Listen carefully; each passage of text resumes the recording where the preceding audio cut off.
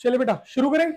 ठीक, देखो बेटा, पहला क्वेश्चन अगर आप लोग ध्यान से ऑब्जर्व करें, जो इस न्यूमेरिकल शीट में पहला क्वेश्चन है और इस न्यूमेरिकल शीट में जो दूसरा क्वेश्चन है, ठीक, ये दोनों क्वेश्चन हम लोग कर चुके हैं ऑलरेडी। ठीक, जो हम लोगों ने एसी की न्यूमेरिकल्स की पहली क्लास करी थी, उस पहली क्लास में हमने ये दोनों क्वेश्चन करे थे। ठीक, जिसमें कि पहला हम लोगों ने प्रूव करा है कि जो एवरेज पावर होगी एक एलसीआर सर्किट में, वो डायरेक्टली वेरी करेगी पावर फैक्टर के साथ। ठीक, मतलब पावर फैक्टर बोलेगा cos फाई, तो ये हम कर चुके हैं। और सेकंड क्वेश्चन जो था ये भी हम कर चुके हैं, जिसमें कि हमने पता करा था at what time energy will be completely electrical, at what time energy will be completely magnetic, and at what time both the energies will be shared equally। तो question number first and second हमारा already हो चुका है। हम start करेंगे ये numerical sheet हमारी question number third के साथ। ठीक, और ध्यान से समझना है बेटू। देखिए सभी लोग क्वेश्चन नंबर थर्ड में ध्यान लगाएंगे बेटा। कहता है what is the power dissipated in an AC circuit in which voltage and current are। देखिए बेटा, आप लोगों को जो वोल्टेज की इक्वेशन है वो कितनी दी गई, this is 230 and sine of omega t plus pi by 2। और करंट की इक्वेशन अगर आप देखते हैं बेटा तो ये दी गई है I naught and sine omega T. अगर आप बहुत ध्यान से ऑब्जर्व करें, जो वोल्टेज का फेस है वो कितना, omega t plus pi by 2, और जो करंट का फेस है वो कितना, ओमेगा टी। अगर आप दोनों को कंपेयर करें,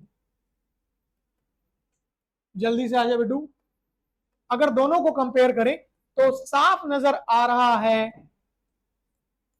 EMF leads the current by face angle of pi by 2। भाई ध्यान से देखो, यहां पर अगर आप ऑब्जर्व करें तो जो करंट की इक्वेशन है, करंट की इक्वेशन में जो फेस है वो कितना चल रहा है, ओमेगा टी। और ईएमएफ की इक्वेशन में ओमेगा टी में 90 डिग्री क्या हो रहा है, ऐड हो रहा है। इसका मतलब हम क्या कह सकते हैं कि जो हमारी वोल्टेज है वो करंट से कितने एंगल आगे चल रही है, 90 डिग्री। और या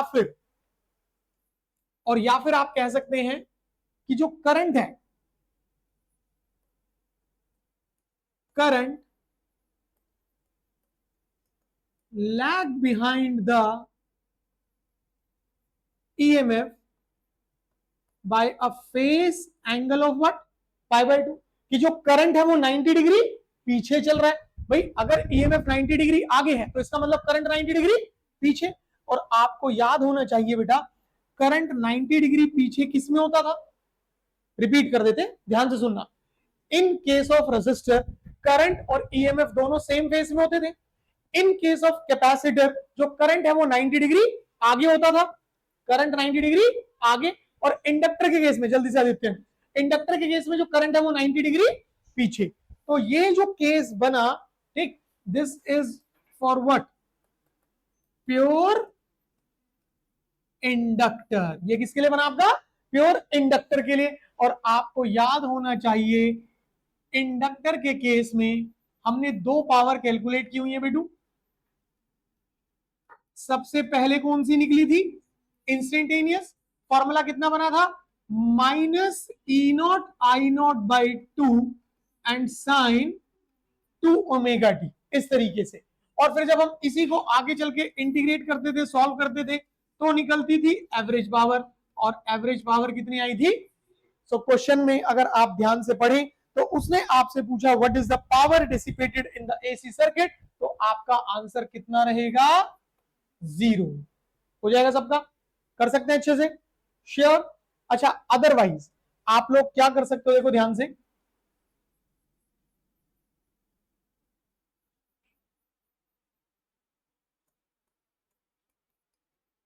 अगर सर्किट एलसीआर है, ठीक है, तो एलसीआर सर्किट में आपने एवरेज पावर का फॉर्मूला निकाला E R M S I R M S into cos phi. भाई अभी फिलहाल हमें समझ आया कि हमारे सर्किट में सिर्फ और सिर्फ कौन है, इंडक्टर। तो हम लोग अपने इस सर्किट के अंदर सी और आर का जिक्र नहीं करेंगे, हम सिर्फ किसे लेके चलेंगे, इंडक्टर को। और इंडक्टर के केस में जो फेज डिफरेंस है वो कितना आ रहा है 90।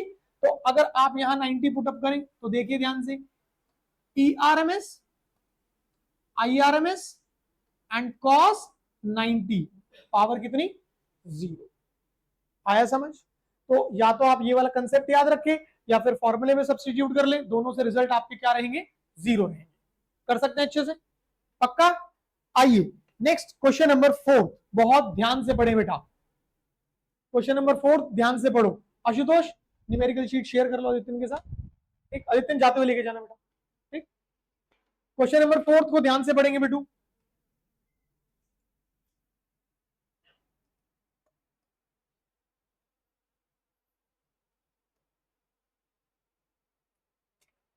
कहा जा रहा है एक सर्कुलर कॉइल है जिसका रेडियस है 8 centimetre and number of turns है कितनी 20।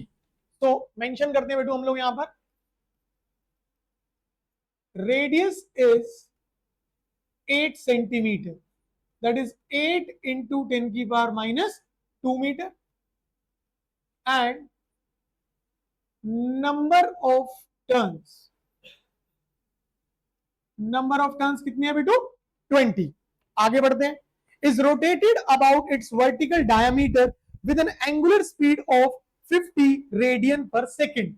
और आपको एंगुलर स्पीड ओमेगा कितनी दी गई है 50 रेडियन पर सेकेंड दी गई है बेटू। ये ओमेगा की रीडिंग होगी।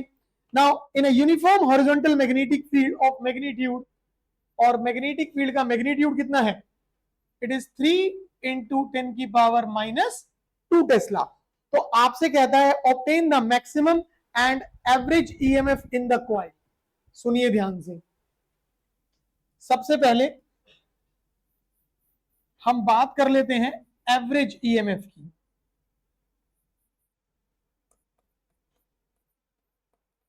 एवरेज और मीन वैल्यू ऑफ एसी। अगर आप अपने नोट्स में जाएंगे तो नोट्स में जाने के बाद आप देखेंगे वहां पे सबसे पहला जो कंसेप्ट है आपका वो मिलेगा आपको ट्रांसिएंट करंट। ट्रांसिएंट करंट के बाद दूसरा कंसेप्ट हमने क्या सीखा था कि अगर हमारे पास है DC voltage, but DC voltage में हम बात कर रहे हैं एट एन इंस्टेंट की, तो वो डीसी बिहेव करेगा एसी की तरह। और अगर हम बात करते हैं आफ्टर सम टाइम की, तो वो अपनी स्टेडी स्टेट में आ जाएगा और वो बिहेव करेगा प्योर डीसी की तरह। ये सेकंड कंसेप्ट था। तीसरा टॉपिक, तीसरा पॉइंट आप अपने नोट्स में देखेंगे तो क्या मिलेगा, एवरेज और मीन वैल्यू। अब एवरेज और मीन वैल्यू में अगर हमने लिखा ई एवरेज पॉजिटिव हाफ, ठीक, तो E average positive half is 2E0 pi. और अगर हमने लिखा negative half, it is minus of 2E0 pi. Question की डिमांड, अभी क्वेश्चन ने कहा आपको कह रहा है एवरेज वैल्यू निकालो, तो एवरेज वैल्यू मतलब ओवर कंप्लीट साइकिल कह रहा है। वो कैसे निकालने के लिए कह रहा है, कंप्लीट साइकिल। अगर कंप्लीट साइकिल पे निकालना है तो क्या होगा, positive half and negative half दोनों का सम। अगर दोनों का सम करा तो आपका एवरेज ओवर कंप्लीट साइकिल कितना हो गया। तो क्वेश्चन में सबसे पहले उसने आपसे क्या डिमांड करा कि भाई एवरेज वैल्यू निकालो, तो एवरेज वैल्यू कितनी बनेगी आपकी 0 बनेगी। उसके बाद ध्यान से समझो बेटू, now equation of maximum EMF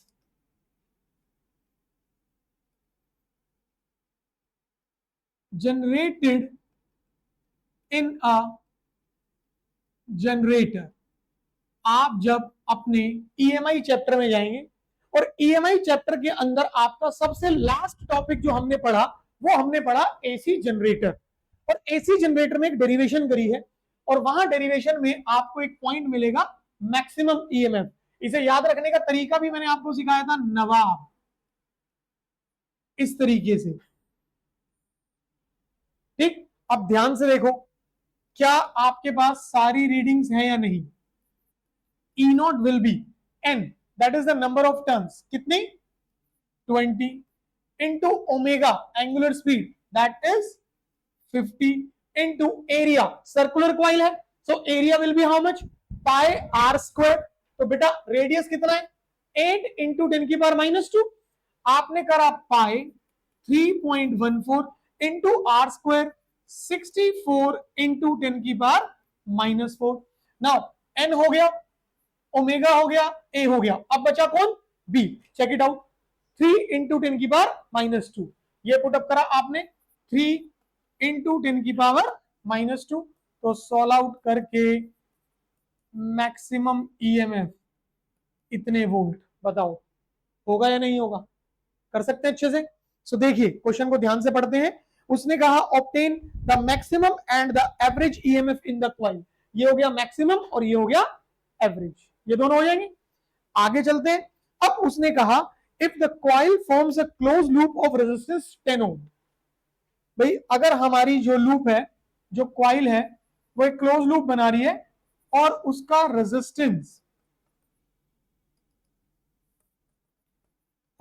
resistance हमें कितना दिया जा रहा है, 10 ओम दिया जा रहा है. तो कह रहा है ऑब्टेन द मैक्सिमम करंट. हमें क्या निकालना है, मैक्सिमम करंट. एकदम सिंपल सी बात है बेटा, E naught is equal to I naught R. So what will be I naught? It is E naught by R. देखो E naught की वैल्यू हमने यहां से पकड़ ली, रेजिस्टेंस हमें 10 दिया हुआ है, अगर दोनों वैल्यूज पुटअप कर ली जाए तो we will get the value for I naught इतने एम्पियर. बताइए पूरा क्वेश्चन हो जाएगा या नहीं. और ये क्वेश्चन आपका कितने मार्क्स में है, ये 3 नंबर की वेटेज में है बेटा. कर सकते हैं अच्छे से, श्योर, पक्का. तो ये था आपका क्वेश्चन नंबर 4. बढ़े आगे बेटू, आदित्य चले भाई आगे. सो ध्यान से पढ़ो, क्वेश्चन नंबर 5 अच्छे से रीड करो. सोनल समझ आ रहा है बेटा अच्छे से ये,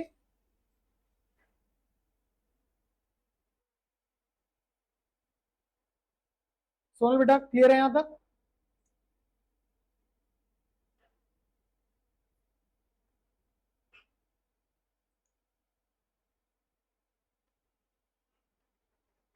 रीडिंग देखिए बेटा ध्यान से, क्वेश्चन नंबर 5 में क्या रीडिंग्स है आपके पास.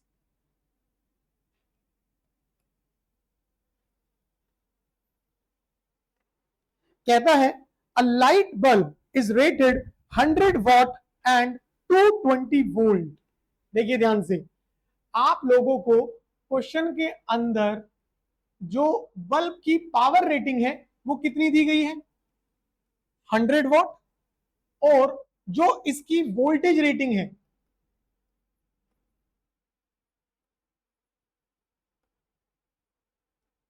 वो आपको दी गई है बेटा 220 वोल्ट. ठीक, अच्छा अभी आगे जाने से पहले हम पहले ही यहां क्या कर लेते हैं. देखो पावर और ईएमएफ दोनों चीजें अवेलेबल हैं, तो हम जानते हैं P can be written as E square by R. तो यहां से R will be how much, E square by P. तो R विल बी ईएमएफ का स्क्वायर कितना हो गया, 220 into 220 and divided by power, that is 100. यहां से हमें क्या मिल गया, रेजिस्टेंस मिल गया. अब जरा ध्यान से देखिए क्वेश्चन का पहला पार्ट, उसने आपसे क्या बोला, the resistance of the bulb. पहले पॉइंट में क्या निकालने के लिए बोला, रेजिस्टेंस ऑफ द बल्ब. तो ये हिस्सा हमें रेजिस्टेंस दे देगा, कोई दिक्कत. आगे बढ़ते हैं. कहता है the RMS current through the bulb. इस बल्ब के थ्रू कितना आरएमएस करंट होगा. आप याद कीजिए बेटा, equation of power associated with a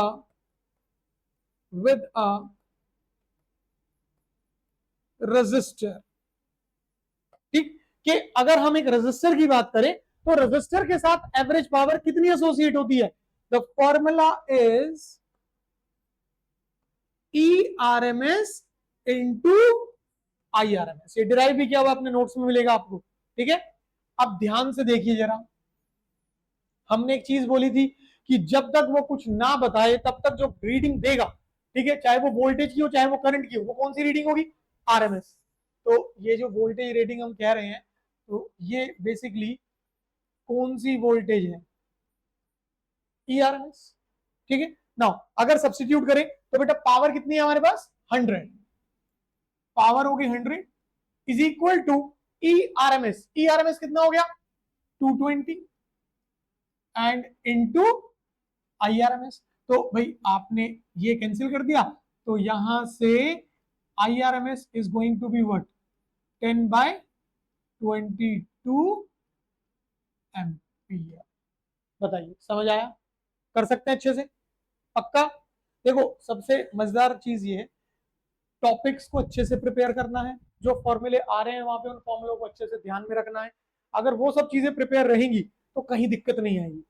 problem कब आनी शुरू हो जाएगी, और हो रही है आप लोगों को प्रॉब्लम, क्योंकि चीजें रिवाइज नहीं कर रहे हो, तो वो दिक्कत बढ़ती चली जाएगी धीरे धीरे करके। और अब समय आ गया है कि अब सब चीजों को साइड में रख करके ना, ठीक, पूरी डेडिकेशन, डिसिप्लिन, डिटर्मिनेशन के साथ लग जाओ अच्छे तरीके से, ठीक। क्योंकि अगर अब टाइम तुमने वेस्ट करा तो चीजें हाथ से निकल ही जाएंगी, फिर वो वापस से ग्रिप नहीं बन पाएगी उन पर बिल्कुल भी। ठीक है, चलो नेक्स्ट क्वेश्चन आओ। ये था क्वेश्चन नंबर 5। आइए बेटा क्वेश्चन नंबर 6 पर। बहुत इजी सा क्वेश्चन है, ध्यान से समझेंगे।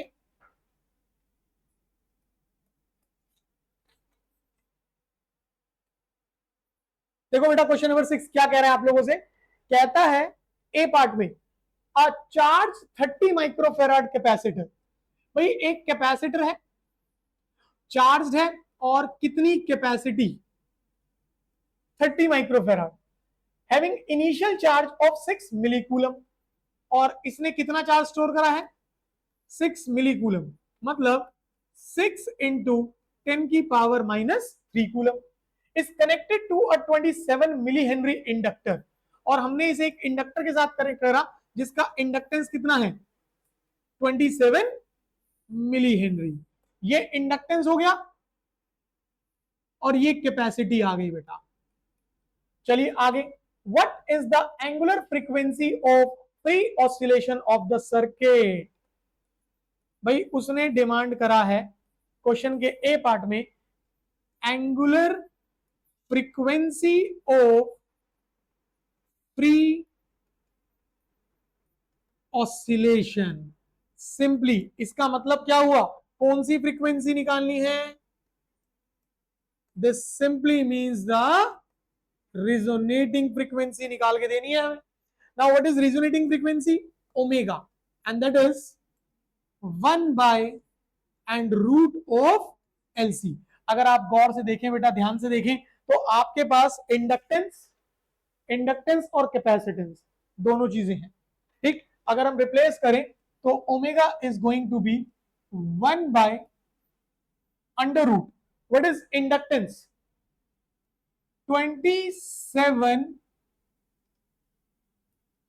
मिली, तो ये हो गया आपके पास, ठीक। फिर इसके बाद आपके पास क्या है वहां पर, capacity 30 micro, it is 30 into 10 की पावर -6। अगर आप ध्यान से देखें, 27 and 3 will be how much, 81, तो बाहर कितना आ जाएगा, 9। नाउ 10 एंड 10 की पावर -3 विल बी 10 की पावर -2, एंड 10 की पावर -2 एंड 10 की पावर -6 विल बी 10 की पावर -8, तो बाहर कितना आ जाएगा, बाहर कितना आ जाएगा, 10 की पावर 4, हाँ या ना। तो आपके पास कितना बना, this can be written as 10 by, इसे ऊपर ले जाओ, तो कितना बना आपके पास ये, 1/9 इंटू 10 की power -4, and that can be written as 0.11 into 10 की power -4 and radian per second. हो जाएगा या नहीं दिवाकर, नहीं डाउट, बताओ।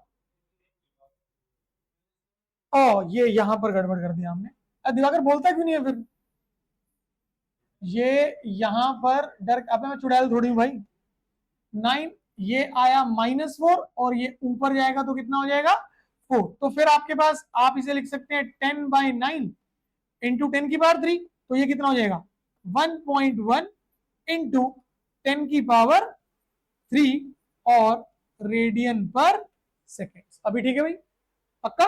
चलिए आगे बढ़ते हैं बेटा। यहां से अगले पॉइंट में उसने क्या बोला, बहुत ध्यान से समझना इसे। कहता है what is the total energy stored in the circuit initially. अब ये चीज आप तभी अच्छे से प्रिपेयर कर पाओगे जब आपने एसी चैप्टर की जो न्यूमेरिकल्स क्लास हमने शुरू करी थी, उस क्लास में हमने एक क्वेश्चन पढ़ा था कि show that the sum of energy stored in an inductor and a capacitor always remains constant. तो हम प्रूव कर चुके हैं कि energy stored in capacitor and inductor is Q not square by 2c, और ये हमेशा क्या रहती है, कांस्टेंट रहती है, इसमें कभी कोई चेंजेस नहीं आते। तो अगर मैं टोटल एनर्जी की बात करूं तो UC UL charge, what is the amount of charge, 6 into 10 की पावर -3, रिप्लेस करते हैं 6 इंटू 10 की पावर -3, ये square divided by 2 into what is the capacity 30 micro, 30 into 10 की पावर -6। ठीक भाई, अब ध्यान से देखो आप लोग, ये आपके पास कितना बना, 36 इंटू 10 की पावर -6 डिवाइडेड बाय 60 इंटू 10 की पावर -6। ये तो पूरा खत्म कर दो भाई, ये कितना बना, 6 से कैंसिल करा, 6/10, दैट इज 0.6 जूल हो जाएगा। और क्योंकि भाई एनर्जी का सम हमने प्रूव करा कि हमेशा क्या रहता है, कांस्टेंट, तो जरा ध्यान से देखो क्वेश्चन के अगले हिस्से में उसने क्या पूछा है आपसे। कहता है what is the total energy at later time, that will remain the same. ठीक, so energy at later time will remains the same. क्यों? क्योंकि दोनों का सम हमेशा क्या रहता है, कांस्टेंट। और जिस दिन हमने ये क्वेश्चन प्रिपेयर करा था, मैंने आपको एक चीज और बताई थी, ये जो एनर्जी का सम कांस्टेंट आ रहा है, इसका मतलब क्या है, इलेक्ट्रोस्टैटिक एनर्जी कन्वर्ट हो रही है मैग्नेटिक में, और मैग्नेटिक एनर्जी कन्वर्ट हो रही है इलेक्ट्रोस्टैटिक में। इसका मतलब एनर्जी जो है that will keep on oscillating between inductor and capacitor, and that's why this concept is termed as what, LC oscillation. इस वजह से इस कंसेप्ट को क्या कहा जाता है, एलसी ऑसिलेशन। आया याद थोड़ा सा? तो ये था आपका क्वेश्चन नंबर बेटा 6। अच्छे से कर सकते हैं सभी। चलिए नेक्स्ट क्वेश्चन नंबर 7 पे मूव ऑन करें बेटू, और ध्यान से पढ़ेंगे बेटा उसको।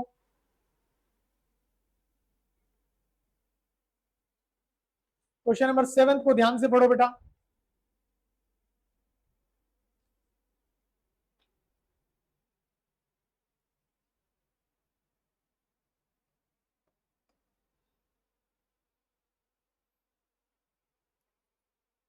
इस तरह का क्वेश्चन बेटा पूरे चांसेस होते हैं कि मिलेगा हमें एग्जाम में। कहता है a circuit containing 80 milli henry inductor, एक सर्किट है जिसमें कि इंडक्टर का इंडक्टेंस कितना है, 80 milli henry, and 60 microfarad capacitor, और कैपेसिटी कितनी दी गई है बेटा, 60 microfarad, connected in series to a 230 volt 50 hertz AC supply. भाई ERMS, ठीक, ये कितना हो गया हमारा 230 वोल्ट, और फ्रीक्वेंसी कितनी दी गई है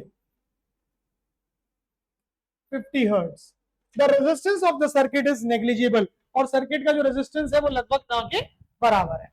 अभी हम क्वेश्चन में आगे नहीं जाएंगे, पहले क्या करते हैं, जो गिवन डाटा हमें दिया गया, ठीक है, उससे हम क्या क्या चीजें कर सकते हैं पहले वो सॉर्ट आउट कर लेते हैं अपने पास। सबसे पहले मैं क्या करता हूं, ERMS can be written as what, E not by √2, and this is how much 230। तो E नॉट कितना हो जाएगा 230 √2 वोल्ट, ये निकल गया। अब क्या करें, जो फ्रीक्वेंसी है, इस फ्रीक्वेंसी को इंडक्टर और कैपेसिटर के साथ यूज करो। तो देखो, अगर इंडक्टर के साथ यूज करेंगे तो हमें मिलेगा inductive reactance, and inductive reactance is 2 pi new L. भाई अगर मैं न्यू की जगह कितना रख देता हूं 50, तो मेरे पास देखिए कितना बना, मेरे पास बना 100 pi into L, and L is 80 into 10⁻³ solve out करेंगे इतने ओम्स। ये हमारे पास कौन आ गया, इंडक्टिव रिएक्टेंस। क्या आ गया हमारा, इंडक्टिव रिएक्टेंस। बिल्कुल ठीक एज इट इज कैपेसिटर के लिए क्या होता है, capacitive reactance. Now what is this capacitive reactance, it is 1/2 pi nu C. कितना बनेगा, 1 divided by 2 pi nu, nu की जगह कितना करा 50, कितना हो जाएगा 100 pi into capacity 60 micro, micro ऊपर जाके क्या हो जाएगा 10⁻⁻6। ठीक, तो ये हो गया आपका 10⁻⁻6। इसे सॉल्व करेंगे बेटू, इतने ओम्स हमारे पास क्या आ जाएगा, हमारा कैपेसिटिव रिएक्टेंस। डन है। अब जब आपके पास ये दो चीजें आ जाएं, तो आगे जाने से पहले ही आप लगे हाथ एक चीज और निकाल दो, इंपिडेंस। ठीक है, नाउ इंपिडेंस का फॉर्मूला हम लोग लिखते थे properly, √r² plus XL minus XC का स्क्वायर। बट क्वेश्चन के अंदर, पढ़ाई में ध्यान बेटा, क्वेश्चन के अंदर रेजिस्टेंस क्या है, नेग्लिजिबल, रेजिस्टेंस 0 हो जाएगा।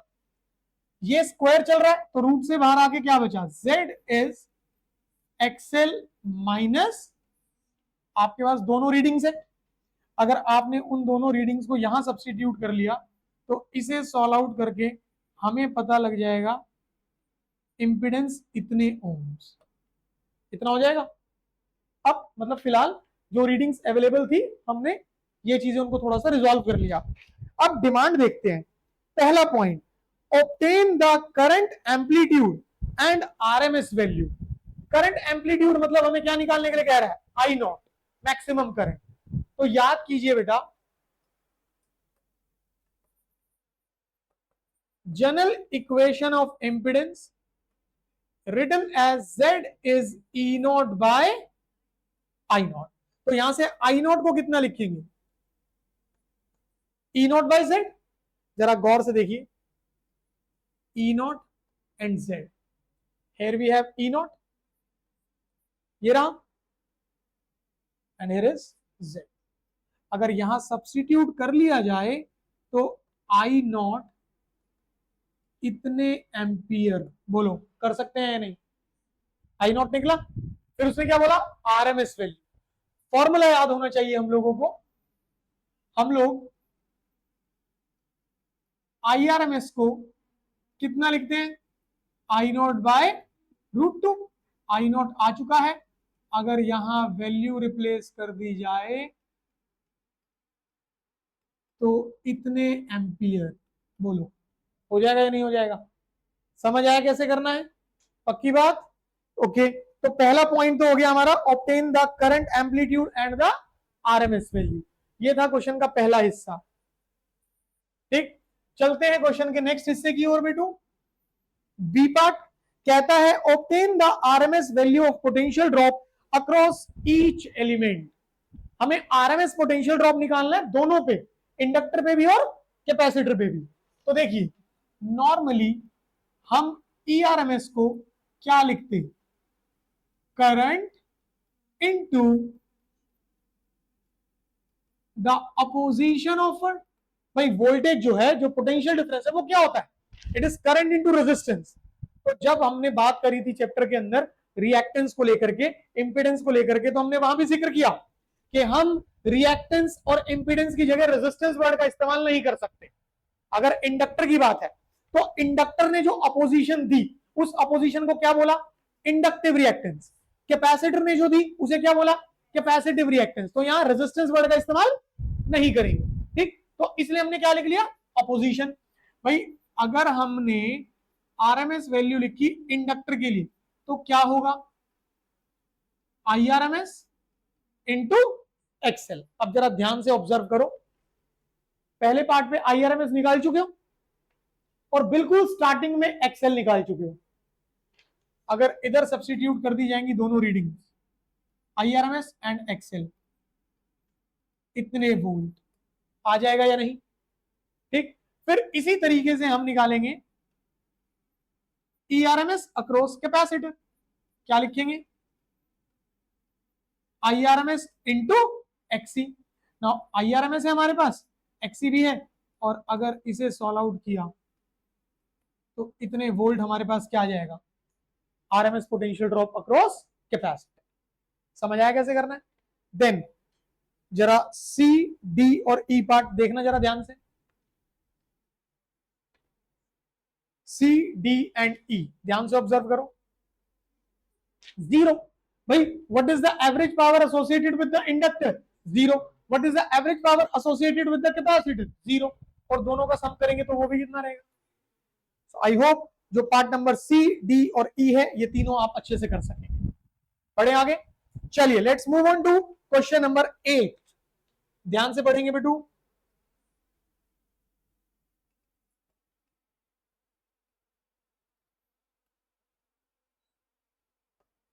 क्वेश्चन नंबर 8 ध्यान से रीड करें, प्रॉपरली पढ़ो क्वेश्चन को, रीडिंग्स को देखो बेटा क्या है वहां पर। कहता है ऑब्टेन द रिजोनेटिंग फ्रीक्वेंसी। ठीक, चलो रीडिंग देख लेते हैं एक बार। So inductance is 2 henry, capacitance 32 microfarad and resistance is 10 ohm। Question में सबसे पहले उसने आप लोगों से क्या निकालने के लिए कहा? Obtain the resonating frequency.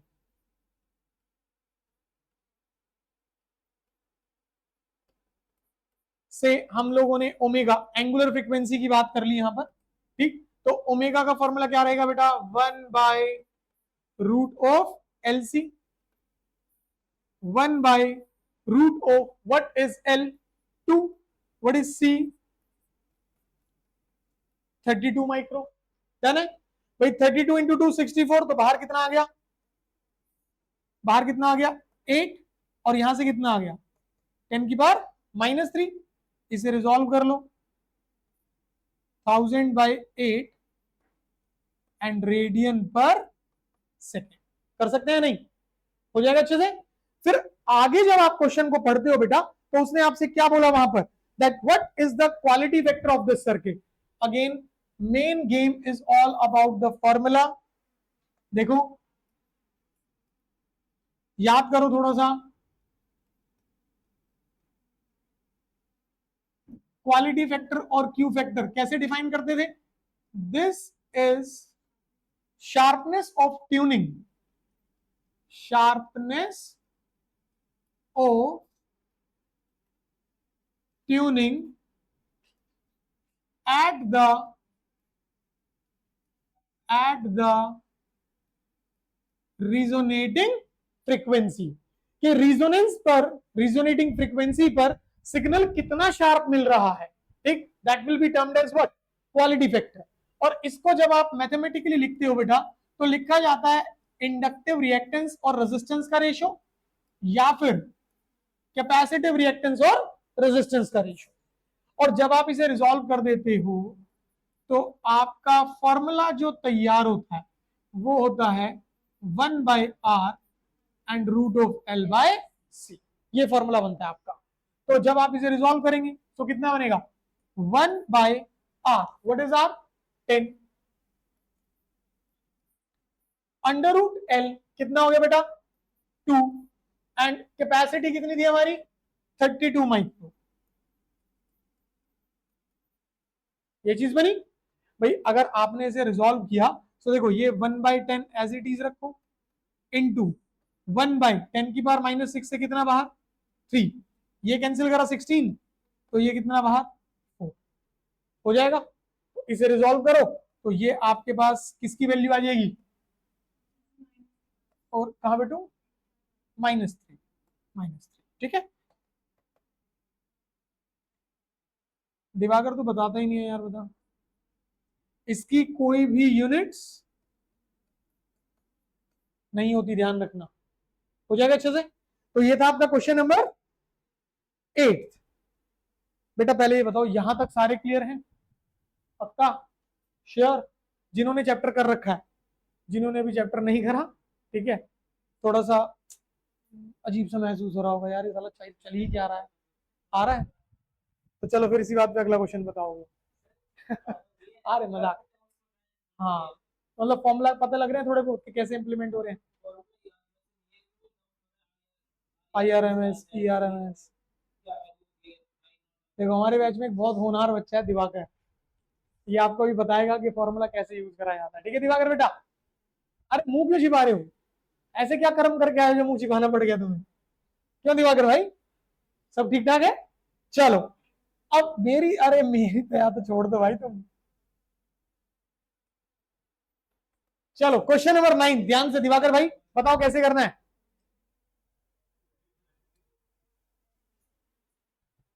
कहता है what is the average value of AC voltage. देखिए बेटा, आप लोगों को यहां पर V का वैल्यू दिया गया V0 साइन ओमेगा टी। ठीक है, इस तरीके से अगर आपको याद करो, याद होना चाहिए, general equation of AC voltage क्या होती थी बेटा? E0 साइन, अगर आपने इन दोनों को कंपेयर करके देखा तो क्या आप लोगों को यहां पर एक चीज नजर आई कि यहां जो ये V0 है, ये बेसिकली कौन है आपका? E0। ठीक है, उसने आपसे पूछा है कि एवरेज वैल्यू बताइए over the interval t equal to 0 to t equal pi by omega. ठीक, हम लोगों को टाइम इंटरवल कितना दिया गया? t equal to 0 to t equal to pi by omega. ठीक है, बहुत ध्यान से, t equal to 0 as it is and t equal to pi by what is omega, 2 pi by T, ये रहेगा। रिजॉल्व करा, t equal to 0 to t equal to pi से pi cancel, ये शिफ्ट हुआ और कितना आ गया? t by 2। अगर आप इस इंटरवल को बहुत ध्यान से ऑब्जर्व करें तो t equal to 0 to t equals to t by 2, इसका मतलब क्या हुआ? This is positive. आप देखो कैसे, आपने AC वोल्टेज को ऐसे बनाया ना साइन कर, भाई 0 t और ये कितना? t by 2। तो अगर आप बात कर रहे हैं 0 से t बाई 2 की, तो 0 से t बाई 2 में क्या है हमारा? Positive half. और अभी थोड़ी देर पहले हमने लिखा भी है कि अगर हम लोग लिख रहे हैं E average over positive half, then what is the formula? 2E0 by pi. But अगर देखा जाए तो यहाँ E0 हमारे पास क्या है? Basically V0। तो अब हमारे पास जो E एवरेज बनेगा पॉजिटिव हाफ पर, वो कितना लिखा जाएगा? 2V0 by pi. समझ आया? क्लियर हुआ कैसे करना है? पक्का? अरे दिवाकर तेरे को बताना था भाई, तूने मुझसे करवा लिया ये।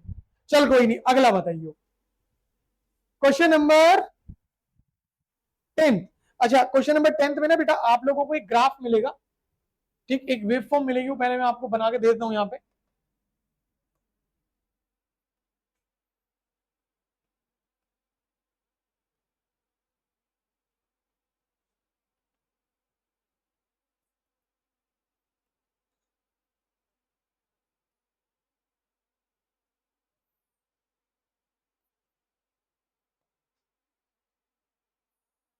बातें नहीं बेटू,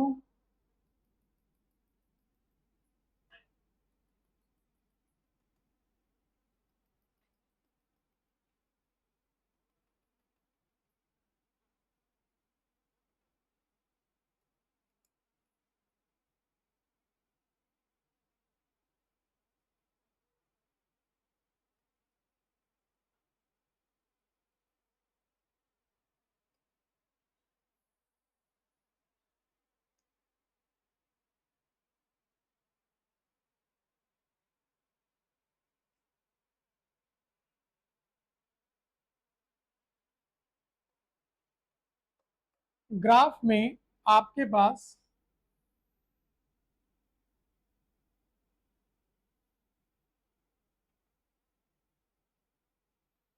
तीन कर्व दिए गए हैं आपको, ठीक, एक डिवाइस एक्स के लिए। तो ये कर्व नेम्ड एज ए, फिर जो दूसरा कर्व है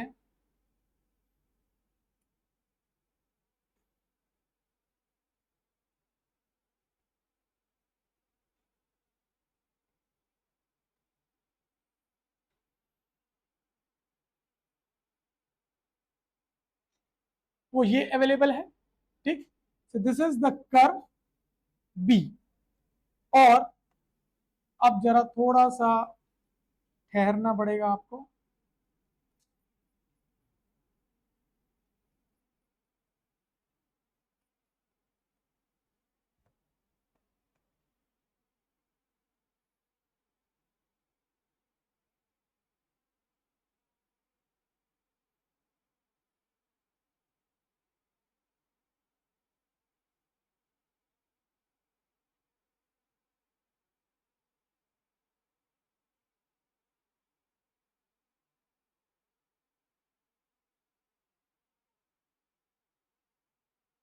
और ये तीसरा कर्व है आपके पास, कर्व नंबर सी।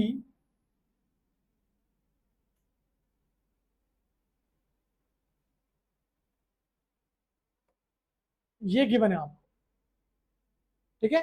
एग्जाम में जो वेवफॉर्म आपको दिया गया है वो कुछ इस तरीके से अवेलेबल है। Done.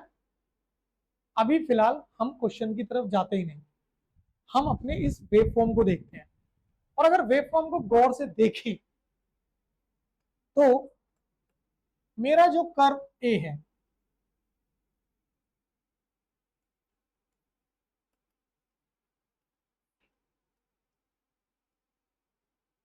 This is a sine curve, हाँ या ना।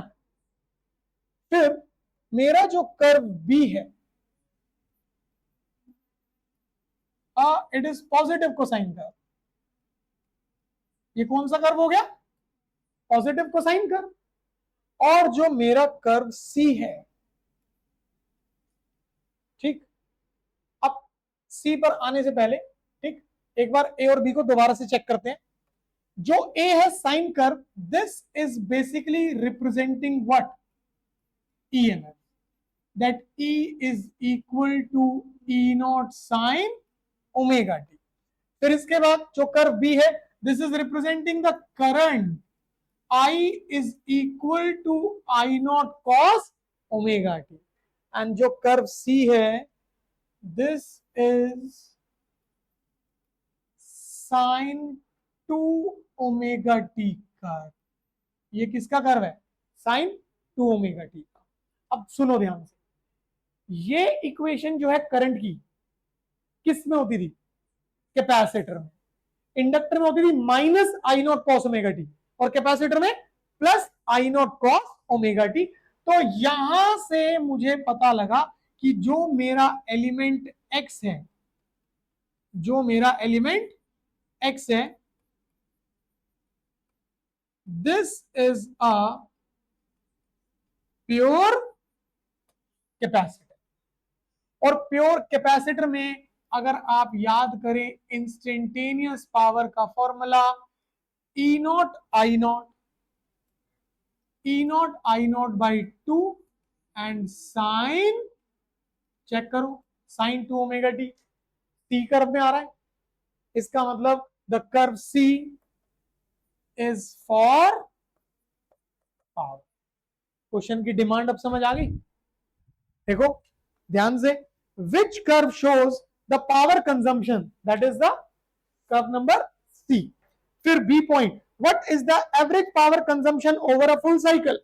एवरेज पावर कितनी होती थी? 0। फिर तीसरा, identify the device X. Device X is what? Capacitor. इस वजह से हमने क्या कहा कि average power over the complete cycle कितनी रहेगी? 0। तो बेटा जो ये हमने वेव फॉर्म क्लास के टाइम पे बनाए हैं ना नोट्स में, रजिस्टर में बनाया है, इंडक्टर में बनाया है, कैपेसिटर, वो इंडिविजुअल सर्किट्स बहुत इंपॉर्टेंट हैं, उनको अच्छे से तैयार करना है आप लोगों को। हो जाएगा ये क्वेश्चन। एंड हाँ बेबी देखो ध्यान से, एवरेज पावर का जो फॉर्मूला है वो आपका ये बनता है, ठीक, in case of an capacitive circuit. तो अगर देखा जाए पावर जो है वो किसे फॉलो कर रहा है, साइन टू ओमेगा टी। अगर आप गौर से देखें, जब साइन ओमेगा टी है,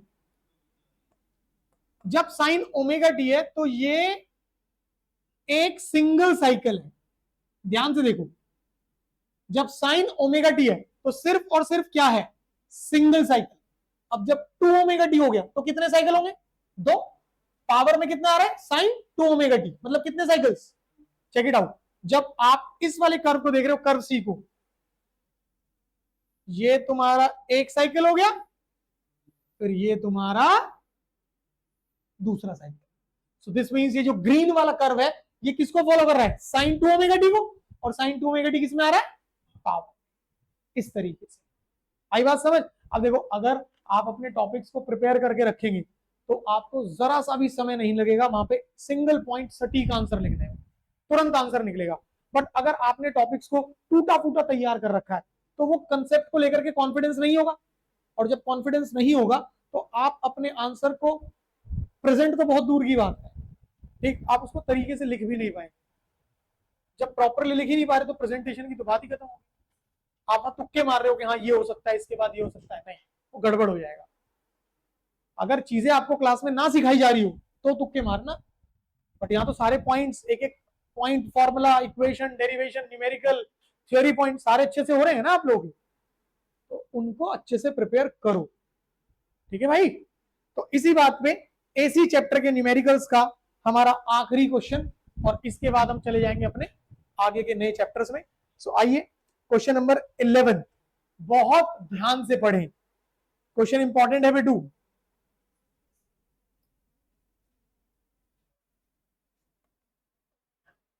क्वेश्चन नंबर 11 ध्यान से पढ़ेंगे सभी लोग,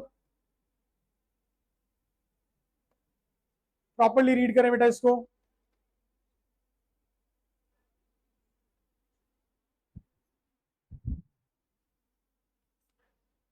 आप लोग पढ़ लो पहले, फिर मैं बताऊंगा क्वेश्चन में क्या चीजें गिवन है, क्या कह रहा है वो आप लोगों से।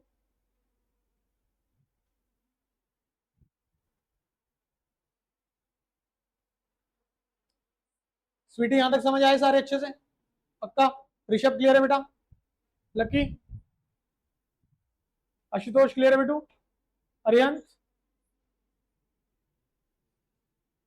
वैष्णवी क्लियर है बेटा यहां तक, वैष्णवी, नंदनी, निहार, ना वैष्णवी ना नंदनी, निहारिका, निहारिका समझ आया बेटा। यस आदित्य सर, आपकी स्माइल बड़ी गजब है, नंबर गजब की नहीं आते, ये नहीं समझ आ रहा है।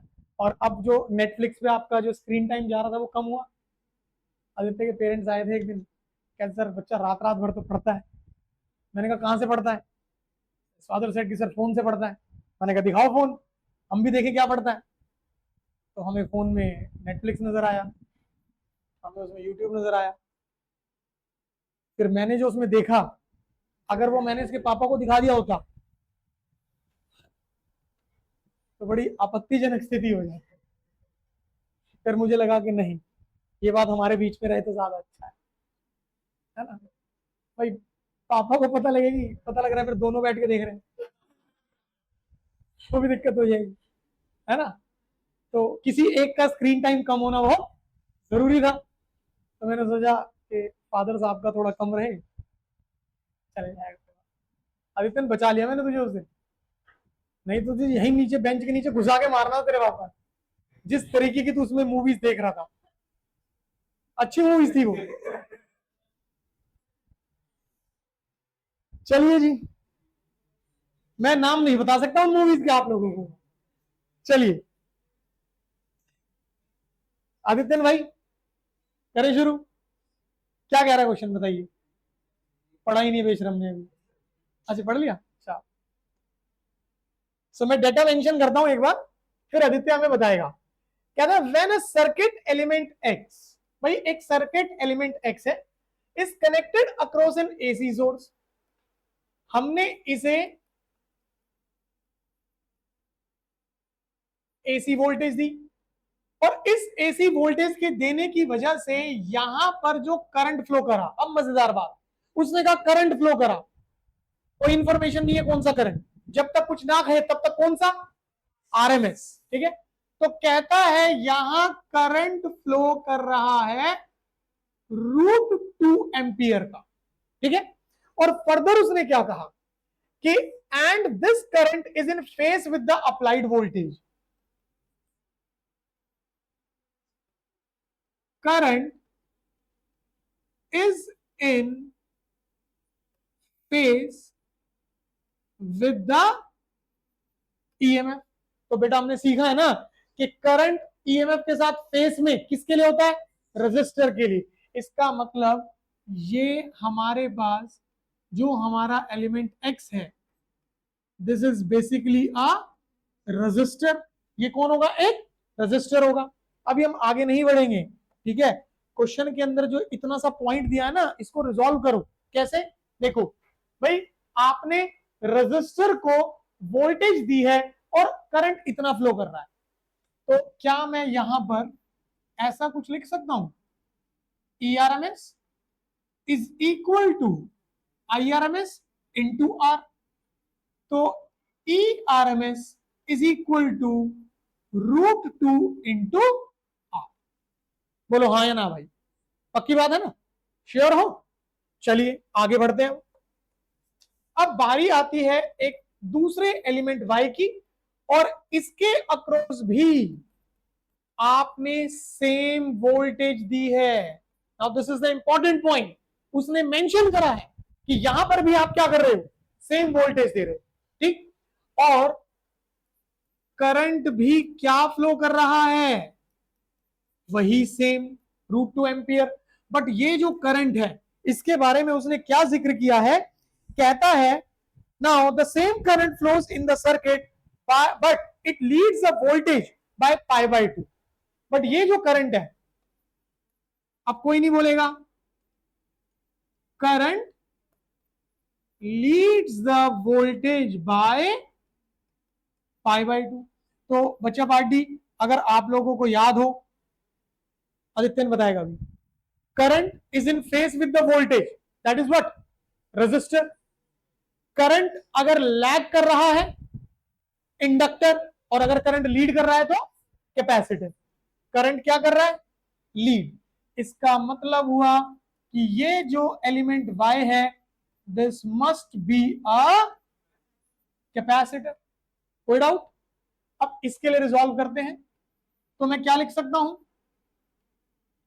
ERMS is equal to IRMS into XC। भाई ERMS is equal to IRMS कितना है, √2 and XC। Let it be number second equation. कोई डाउट बेटा यहां तक, हम आगे नहीं जा रहे हैं अभी फिलहाल। हम इन दोनों को कंपेयर कर सकते हैं। क्यों कंपेयर कर सकते हैं, क्योंकि जितनी वोल्टेज यहां दे रहे थे सेम यहां दी है, तो कंपेरेबल है दोनों के दोनों।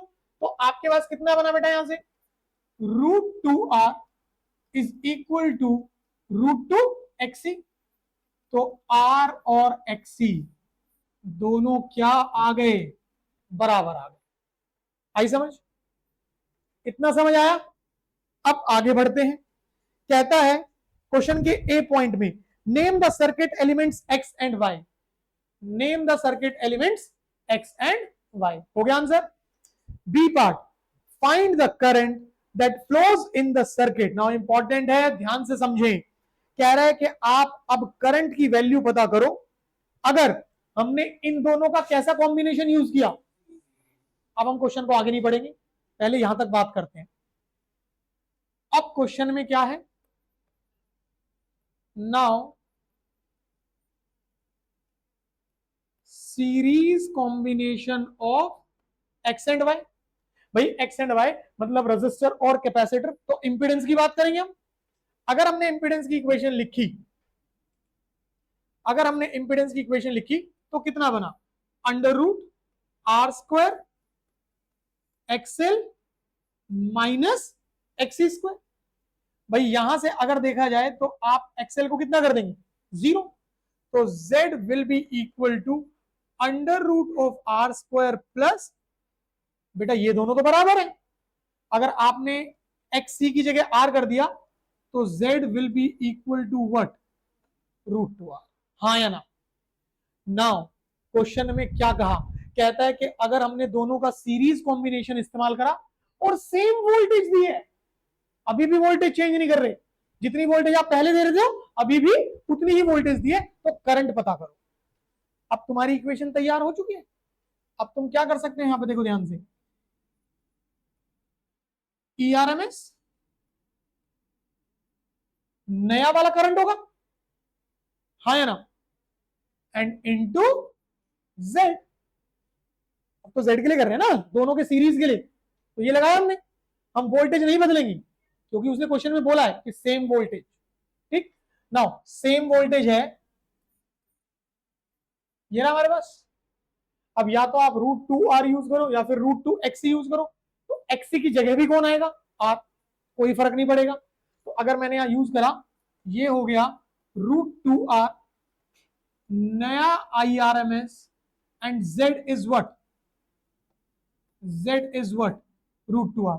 कैंसिल करा, नाउ व्हाट इज नया करंट, 1 एम्पियर। समझ आया कैसे करना है, कर सकते हैं अच्छे से, कोई दिक्कत इसमें, पक्की बात। And let's move on to the last part of the question. Plot a graph showing the variation of impedance as a function of angular frequency। देखिए, हाँ बेटा पूरे कॉम्बिनेशन के लिए बनाना ना। देखो, अगर आप इंपिडेंस और फ्रीक्वेंसी का ग्राफ बनाते, पिछली क्लासेस में भी आपको बनवाया गया ये ग्राफ इस तरीके से,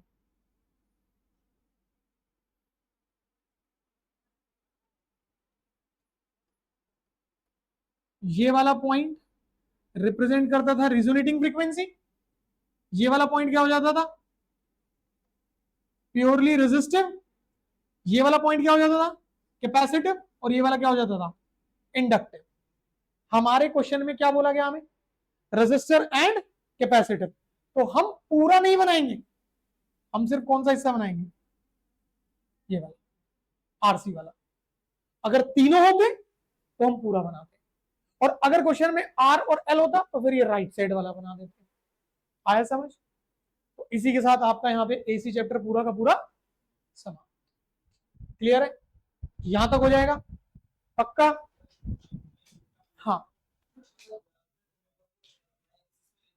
हाँ गलत, सुनो भाई, लिसन, जिसकी वजह से चेंजेस आते हैं that is always on x axis, और जिसमें चेंजेस आते हैं ऑलवेज ऑन वाई एक्सिस। गड़बड़ हो जाएगा, ठीक है? यहां तक क्लियर है सभी को अच्छे से? अभी सुनो,